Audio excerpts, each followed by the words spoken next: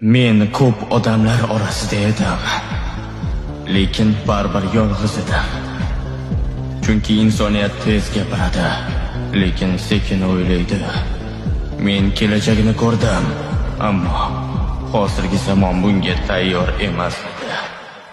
Ba'zan eng og'ir og'riq bu tushunilmaslik. Men hayotimni haqiqatga bag'ishladim. Hayot esa menga sukut berdi. Yolg'izlik meni sindirmadi, lekin sovutdi. Odamlar meni g'oyalarimdan foydalandi, lekin ismimni unutdi. Men dunyoni yoritdim,